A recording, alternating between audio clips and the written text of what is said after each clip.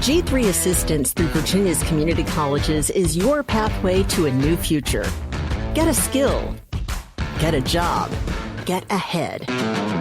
Learn more at vccs.edu/G3. Rio Mais Limpo, com André Trigueiro. Opa, Trigueiro, bom dia. Bom dia, Gabriel. Bom dia, ouvintes. André, ontem a deputada federal Flor de Lis, que é ré por ser mandante do assassinato do marido Anderson do Carmo, foi cassada lá na Câmara dos Deputados em Brasília. Agora, ela pode até ser presa, porque perdeu a imunidade parlamentar. Além disso, o ex-prefeito do Rio, num outro caso, o ex-prefeito Marcelo Crivella, teve as contas de 2020, enquanto ele ainda era prefeito, rejeitadas ontem lá no Tribunal de Contas do município. Duas decisões, então, bem importantes, envolvendo dois personagens da política aqui no nosso estado. Eu fico curioso de saber como é que o ouvinte registra essas notícias. Tem pelo menos duas pegadas. Uma delas é um certo pessimismo, dizendo, nossa, mas o Rio de Janeiro, que já teve 5 governadores presos ou que passaram pela prisão, outros parlamentares, como o ex-presidente da Câmara, Eduardo Cunha, que pisaram na bola e amargaram de sabores na justiça. Que coisa horrorosa, o Rio de Janeiro, coisa e tal. Você pode ter uma leitura nesse nível. A outra é dizer, bom, os maus políticos do Rio de Janeiro, ou aqueles sob imensa suspeição de terem pisado na bola, estão no radar das autoridades judiciárias, do Ministério Público e podem amargar também de sabores em suas carreiras políticas porque pisaram na bola. Foi o que aconteceu ontem e numa sincronicidade curiosa, a deputada Flor de Lis e o ex-prefeito Crivella, lei de causa e efeito, amigo. Houve, vamos colocar assim, não vou julgar, houve imensa suspeição de que eles precisam explicar melhor certas coisas.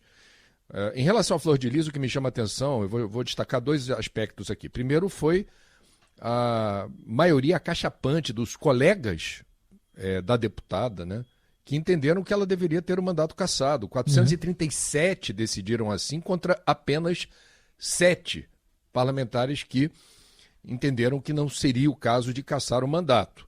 Outro aspecto que me chama a atenção, e aí realmente, vamos combinar, quer dizer, você levar mais de 2 anos depois do assassinato do marido da deputada, o pastor Anderson, na garagem da casa da família, lá em Niterói, aquela família, com todo respeito, muito esquisita a história daquela família, aquela imagem de uma pastora casada com um pastor que adotava crianças e adolescentes, e depois você viu que esse sonho embalado, num laço cor-de-rosa, tinha histórias macabras. História que virou até filme, Aterrorizantes. Mas, enfim, se levar 2 anos, quer dizer, o regimento da Câmara não deveria permitir que, nesse período, o Rio de Janeiro tivesse uma representação, na sua representação política, uma deputada sobre a qual pesavam gravíssimas acusações.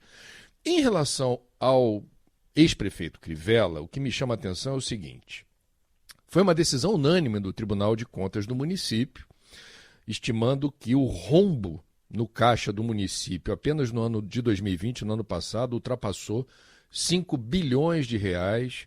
Crivella infringiu várias regras aí da política que norteia o ordenamento dos gastos dos governantes. Ele ultrapassou o teto de gastos do funcionalismo, mais da metade do que o Rio de Janeiro tinha de receita ia para o funcionalismo público, entre outras irregularidades.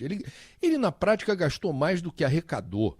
Isso aí qualquer um de nós, donas de casa, profissionais liberais, entendemos o que significa gastar mais do que se arrecada.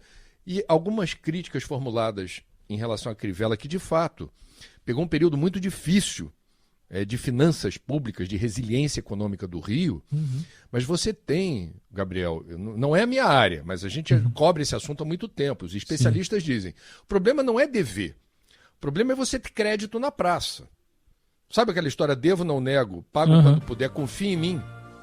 Isso não aconteceu.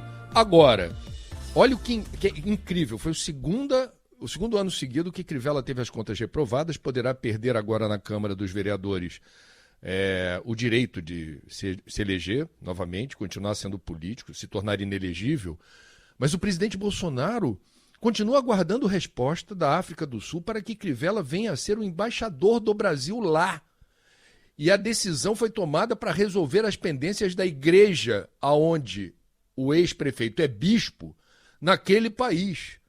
E a África do Sul não se pronuncia do ponto de vista diplomático. Não responder ao pedido de um outro país que pede, que solicita permissão para que aquela pessoa escolhida por aquele governo possa ser embaixador, é uma gritaria. A diplomacia não precisa falar para dar o recado.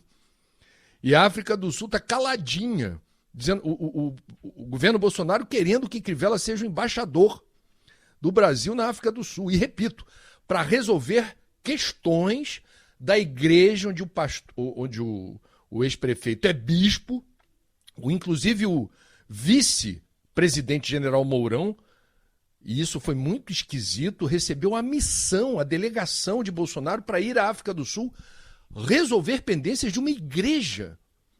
É algo sem precedente. Pois é. E você vê, o noticiário da política brasileira tem momentos assim, nonsense, né? Se fala assim, não é possível. Não, é possível, está acontecendo. Então Crivella se tornando inelegível e condenado, eu não sei nem como é que fica essa solicitação do governo Bolsonaro para que ele seja embaixador na África do Sul, sinceramente.